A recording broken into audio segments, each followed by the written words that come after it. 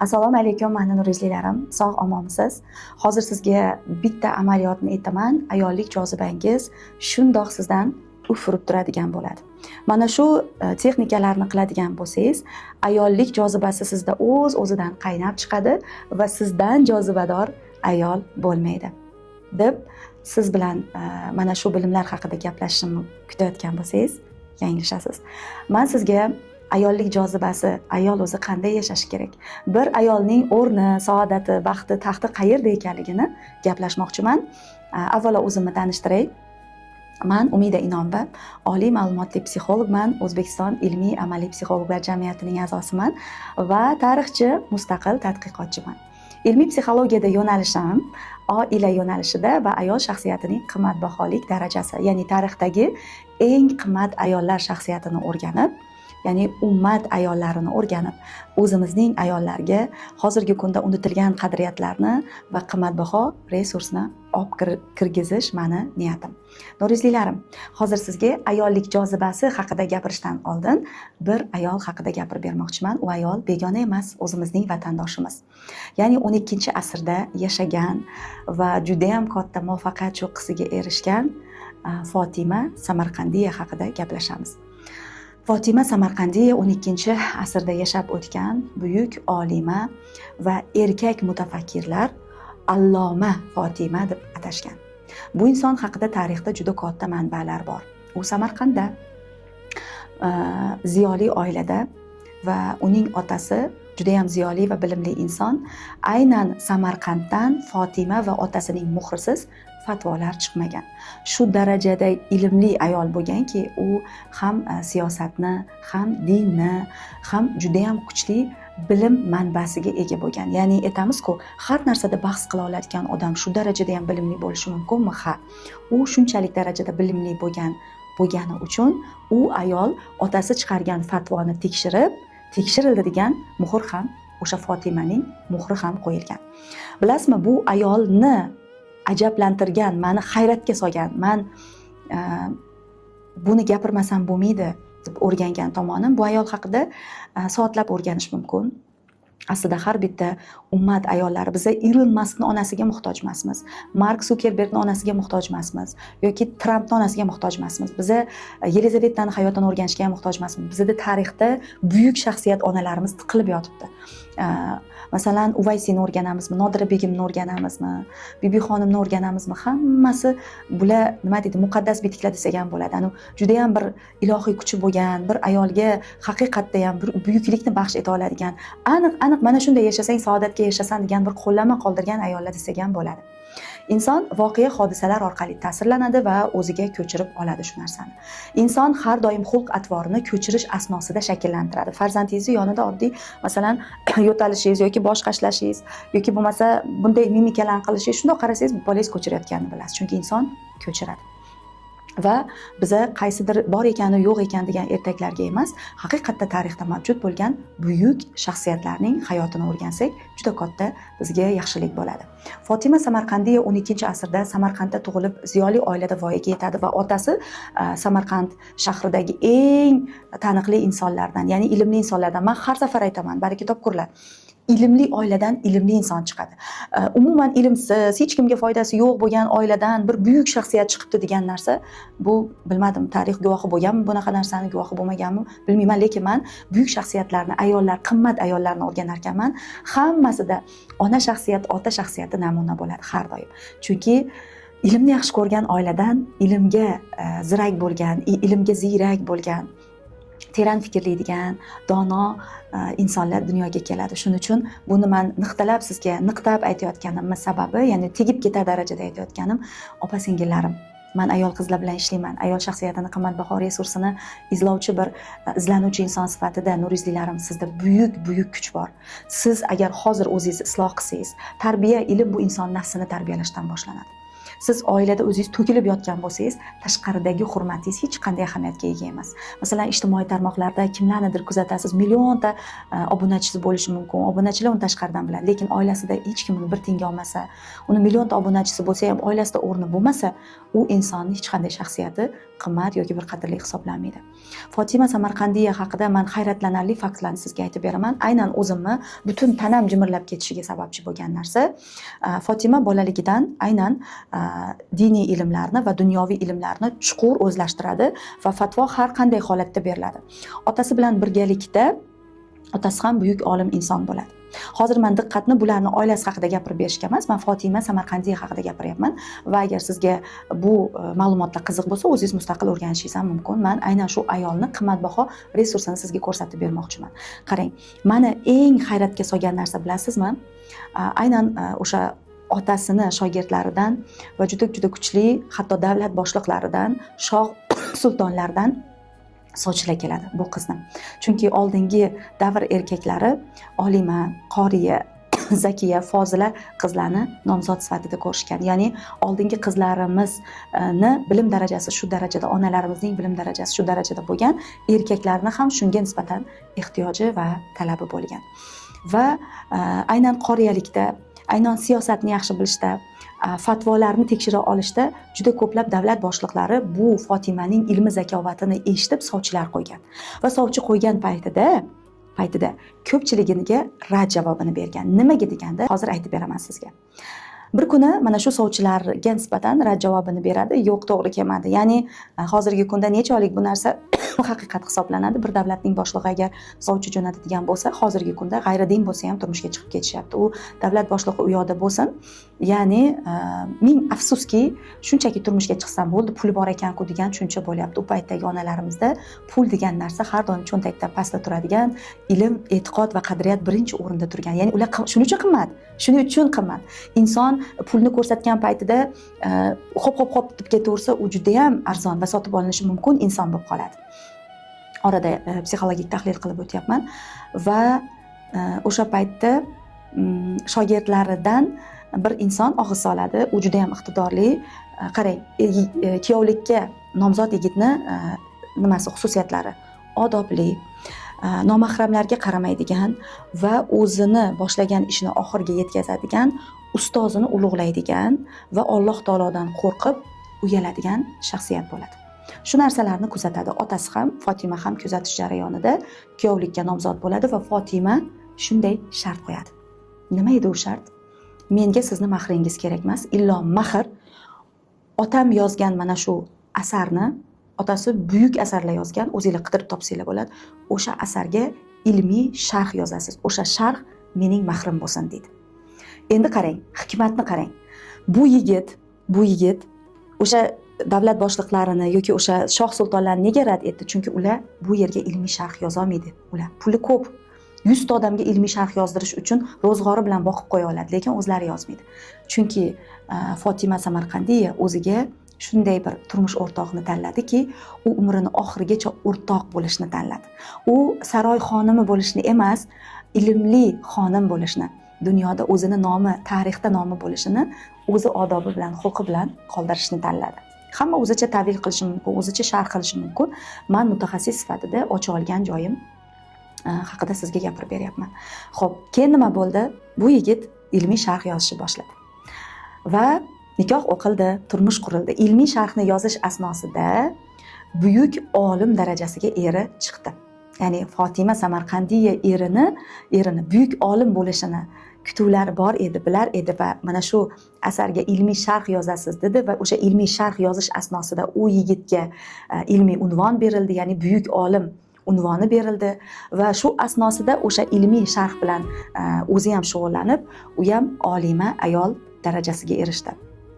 Va bular hayotligida shunday bir maqomga ega ediki, o'sha Samarqandning hokimi, Samarqandning boshlig'i bo'ladimi, boshqa joylardan bo'ladimi, bulardan aynan saviyasiga qarab fatvo berishni, fatvoda yordam berishlarini, mana bu davlatni aynan ilm darajasini belgilab beradigan qaysidir qonunlar bo'ladimi, haq yoki nohaqlikda ishlatiladigan qaysi qo'llanmalar bo'lsin, har birini hozirgi kunda kodekslar deymiz-ku, o'sha narsalarida katta boshqa davlatning boshliqlaridan ya'ni yordamlar so'rashdi. Keling bizni mamlakatimizga hamma sharoitingizni qilib beramiz. Bizga mana shu joyda olim donolarni yetishtirishda va aynan fatvo berishda yoki biror narsaga to'g'ri baho berishda ongli insonlarni yetishtirib beringlar deb turib, bularga er-xotin ikkalasiga har doim takliflar bo'ldi. Qaysi joyga borishmasin, er-xotin ikkalasi har doim e'zozda bo'ldi. Bilasizmi? Fotima Samarqandiya erini "Men sizni olim qildim. Agar mahrga sizdan gelik so'raganimda", hozirgi kunda gelik deyshadi, u paytlarda gelik ham bo'lmagan. Endi u zamonni geliklari bo'lgan bo'lishi mumkin. Hozirgi kundagi qanchalik darajada inson saviyasi tanazzulga uchraganini bilsangiz bo'ladi. Va "Men sizni olim qildim. Siz otamdan birinchidan ilm oldingiz. Otam sizga o'rgatdi sir-sinoatni. Sizni men olim qildim. Mahr olmadim sizdan. Sizga mana shu ilmiy sharhni mahr deganim uchun siz olim bo'ldingiz" deb boshiga chiqib o'tirmadi. Fotima Samarqandiya haqida shunday sharh bor. U erining boshiga qo'nmadi. U erining oyoqlari ostida bo'lmadi. U erining yelkadoshi bo'ldi. U eri bilan hamqadam bo'ldi va katta minbarlarda erkak olimlar Fotimaga Zakiya, Olima deb sharafli nom berishdi va u zamonda 12-asrda ko'plab ayollarning ovozi eshitilmas edi. Ayollarning ovozi eshitilishi uchun ayollar erkaklardan 5 baravar ortiq darajada o'zini ilmiy saviyasini ko'rsatishi kerak edi. Hozirgi kundagi erkakdan ham oshib ketaman, hamma narsani eplayman degan ayol bilan aslo solishtirmang. Ilmiy saviya boshqa narsa. Ilmiy saviya bitta narsani biling. Ayol kishi to'g'ri ilm olgan paytida turmush o'rtog'ini shaxsiyatini ulug'lashni boshlaydi. Chunki bir erkak oilada toptalayotgan bo'lsa, u oilada erkakning o'rni bo'lmasa, siz bilan uncha-muncha odam quda bo'lgisi kelmaydi. Chunki tashqaridan sizga yo'q, faqat ayolni gapi o'tar ekan. Bu yerda erkakning gapi yo'q, qo'y bu yerdan qiz olgandan ko'ra deydi. Aslida bu hayot qonuni. Ayol to'g'ri ilm olganida birinchi o'zini erkagini shaxsiyatini ulug'lashni boshlaydi. Ya'ni uni erkak qilib yaratdi Alloh taolo. Ayol kishining ilmi darajasi. Ikkinchisi, erini oldi nimaga chiqaradi. Ya'ni hamma narsani siz qila olasiz, siz eplay olasiz. Bu degani erini oyog'ini tagida poypatak bo'lib yotib qoldi degani emas, qo'pol aytganda. Yoki eri uni ustidan bosib yanchib o'tdim. Yo'q. Siz erkak shaxsiyatini his-tuyg'ularingizdan o'zligim, siz eringiz kelgan paytda oyog'iga shamanga bosh eggandek emas. Yoki oyoqlarini yuvib nimadir haqida gapirmadim. Qalbda, qalbingizda, ruhiy holatingizda erkak shaxsiyatini qabul qilib, u insonni dehqon bo'ladimi, biznesmen bo'ladimi, ilm yo'lidagi inson bo'ladimi, oddiy bir erkak bo'ladimi? Ya'ni jufti halol sifatida erkak shaxsiyatini oilada ulug'lagan paytingizda farzandlarda formula buzilmaydi. Ya'ni mahramiyat tarbiyasini bilamiz, o'g'il bolaga qanday tarbiya berasiz, qiz bolaga. O'sha ikkita tarbiya balansda kechishi uchun erkak shaxsiyatining o'rni oldinda va ayol ojizaligi bilan eridan 10 baravar dono bo'lsa ham, ya'ni erini oldi fonga chiqarib. Bilasizmi, Fotima Samarqandiyani bitta hikmati va ibrati bor. U aslida otasi yozgan asarni yoddan bilar edi. Tarixda agar manbada qidirsanglar, mana shu eri ilmiy sharh yozgan kitobni yoddan bilar edi va unga erkak olimlar zamonasining olimasi deb allaqachon nom berib bo'lishgan edi. Va Fotima Samarqandiyani otasi o'sha fatvo chiqargan paytdagi pechatida Fotimaning pechati bo'lmasa, uni yana qayta ko'rishga berishadi. Fotima ko'rib chiqsin deb. U erga tegmasdan oldin ham zehni o'tkirligida mana bu ilmiy sharhni, o'sha kitobni yoddan bilardi. Lekin u aynan yorini o'sha narsani ilmiy sharh yozishga mahr sifatida qabul qilib, undan tenglikni va o'tkirlikni o'sha yo'l bilan kutdi. Ya'ni erini man bundan ham yaxshi bilaman demadi. U erini nimasiga oshiq bo'ldi? Odobiga, halol haromni farqiga yetishiga, ustozini hurmat qilishiga va nomahramlarga qaramaslik. Otasining shogirdi bo'lganidan keyin bir necha bor to'qnash kelgan va uni kuzatgan. U erkak haqida aytilinadi. Aynan Fotimaga uylangan, buyuk olim darajasiga, buyuk faqih darajasiga erishgan mana shu inson o'ta oddiy oiladan, lekin ilmni yaxshi ko'radigan, doim ilm uchun harakat qiladigan oiladan chiqqan. Millioner oiladan emas, lekin ilmni juda yaxshi ko'rib, sodda yashaydigan oila edi. Demak, Fotima kazolarning davlat boshliqlarini inkor etganida uni qalbi, uni rizqi shu insonda ekanligini, nasibasi shu inson bilan ekanligini qalban his qilardi. Nimaga deganda u olima ayol edi. Chunki u erkak o'rnini, ayol o'rnini pul qayerda bo'lishi kerak, xazina qayerda bo'lishi kerak bilardi. Va Fotima Samarqandiya bilganki, haqiqiy xazina insonning qadriyati, iymoni va ilmida ekanligini u bilgan. Va agar biz ham shunga bilib rioya qiladigan bo'lsak, juda katta o'zgarishlar bo'ladi hayotimizda. Yorimizni boshiga chiqib ketadigan bo'lsak, bu ham bachkanalik. Yorimizni oyog'ini tagida yotadigan bo'lsak, bu ham bolalar ruhiyatini buzadi va baxtsiz ona yashayotgan oilada hech kim baxtli bo'lmaydi. Yorimiz bilan turmush o'rtoq, jufti halol, ya'ni halol hamroh sifatida o'zimizni to'g'ri tutib boradigan bo'lsak, eng go'zal jarayonni yaratamiz. Ayollik jozibasi, ayollikning sehri, ayollikning go'zalligi asli mana shunda. Qip-qizil pomandada, qip-qizil tirnoqlarda yoki silikon lablarda, torttirilgan yuzlarda, burg'alangan badanlarda emas. Haqiqatdan qalban yoringizga ehtiros bilan, qalban yoringizga hurmat bilan, qalban yoringizni tasdiqlash bilan yashayotgan bo'lsangiz, men sizga kafolat berib aytamanki, ya'ni tarixni o'rganayotgan bir tadqiqotchi sifatida buyuk ayollarning hayotini o'rgansangiz, har bir yori uchun aziz, hattoki turmush o'rtog'i minbarda va'z aytish uchun chiqqanda avvalo yorini yoniga olib kelib, Fotimam nimadir desin deb so'z navbatini bergan. Shunday darajada yorini yonida olib yurishlik darajasida va biron bir davlatga taklif qilingan paytida u davlatning hokimiga va boshlig'iga avval men Fotimam bilan maslahatlashay, Fotimamni ko'ndiray, ana undan keyin sizga javob yo'llayman deydigan darajada u xotin quli emas edi. U xotinini sevardi. U uni yaxshi ko'rardi. Fotima Samarqandiya juft halolidan bir necha yil oldin vafot etadi va juft haloli har juma uni o'sha qabrini ziyorat qilar ekan, ko'zida mungli yosh bilan sensiz so'nyapman Fotima, sensiz qiynalyapman deya ichida mung tortdi, nola qildi va u ham sog'lom inson bo'lsa-da bir necha yildan keyin juft haloldan keyin yasha olmadi, dunyodan ketdi deyiladi. Bitta savol bermoqchiman, nurizlilarim. Sizni dunyodan ketishingizda emas, deylik bir 10 kunga yo'q bo'lib qoldingiz uyda. Masalan, onangiz uyda bo'lib qoldingiz yoki bo'lmasa deylik turmush o'rtoqdan oldin vafot etishi mumkin. O'lim haq, men bu narsani gapirishdan qo'rqmayman. Qachondir ketamiz. Hech kim boqiy umr ko'rishlik sertifikatiga ega emas. Yoringiz siz haqingizda nima degan bo'lardi? Sizni sog'inarmidi? Shu darajalik bormi sizda? Bu insonning o'zini darajasi. Bir inson maqsadini qo'ymaydiki, men dunyodan ketgandan keyin erim yig'laydi, hali xor bo'ladi, zor bo'ladi emas. Shunchaki aytmoqchimanki, sizni yo'qotib qo'yganda yoki siz xasta bo'lganingizda qanchalik yoringiz siz uchun qayg'uradi. Hozir birinchi aytadigan gapingiz bor. Meni erimda farosat yo'q. Meni erim menga xiyonat qilgan.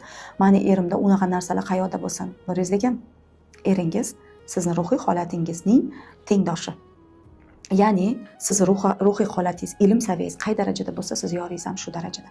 Buni tan olish oson emas. Menga hozir siz radiya berishingiz mumkin, noto'g'ri izoh yozishingiz mumkin, lekin nurizlilarim, har doim bizga o'xshash hissiyot bilan tortilamiz. O'xshash chehra bilan emas. Hissiyot, ya'ni bolalik jarohatlarimizning bir xilligi, dunyoga nazarimiz, oq fonda qarashimiz, qora rangda qarashimiz bir-birimizga har doim tortiladi. Ya'ni o'xshatmasdan uchratmas degan tushuncha bor. Har doim mana shu holatda bo'ladi. Endi yechim siz o'zingizni isloh qilishingizda va har doim turmush o'rtog'ingiz sizga xo'jayin, sizni unga nisbatan qul sifatida emas, juft hayot yo'lidagi halol hamrohingiz sifatida qarab, o'z ustingizda ilm olib, xuddi mana shu Fotima Samarqandiyaga o'xshab, u faqat o'z ustida ishladi. O'zini ruhiyatini o'rgandi, o'zini shaxsiyatini qimmat darajasiga olib chiqdi va uni buyuk olim deb atalgan yori, buyuk olima ayolim oldin minbarga so'z aytsin kirish qismini, keyin men davom ettiraman deb or qilmaydigan darajaga keldi. Biz hammamiz oilamizni olimasi bo'la olamiz. Biz hammamiz oilamizni shohi sultoni bo'la olamiz. Biz hammamiz oilamizning malikasi, erkatoyi bo'la olamiz. Har bitta ayol shaxsiyatining qimmat resursi oilada bo'ladi.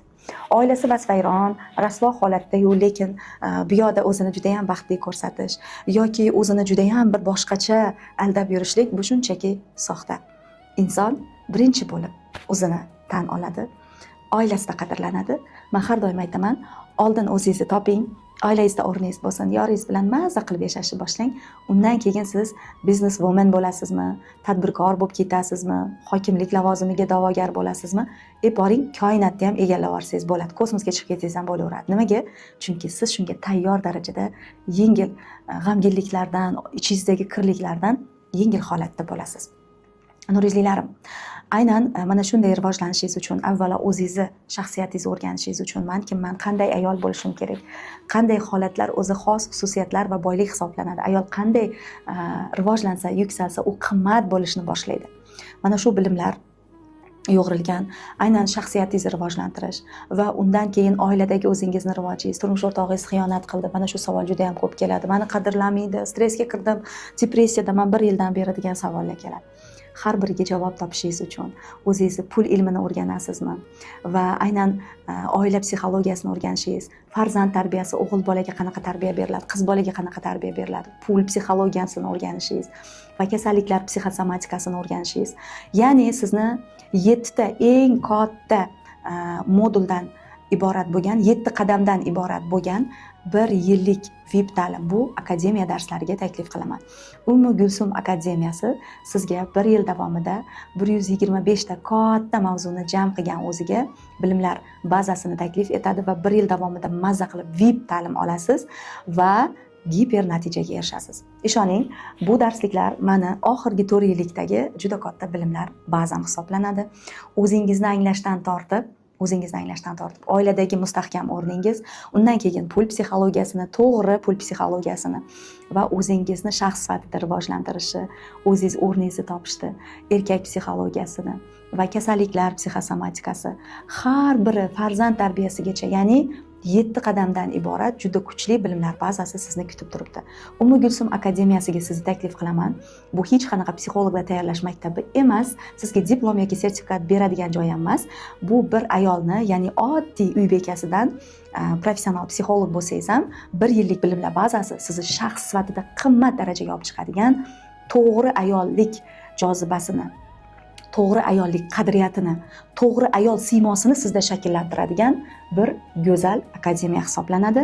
Nurizlilarim, bu akademiya sizga kafolat beradiki, 0 dan boshlab muvaffaqiyat darajasiga, qalb xotirjamligi bilan, oilaviy mustahkamlik bilan, ko'pchilik ayollarda hozir ajrim, xiyonat, qadrsizlik, qaynona bilan kelishmovchilik, har birini hal qilasiz. Nurizlilarim, eng qimmat boylik bu ayolning sha'ni, bu ayolning qadriyati, bu ayolning iymoni, bu ayolning ilmi. Har bir inson uchun xuddi ibodat kabi, suv va havo kabi zarur bo'lgan ne'matlar.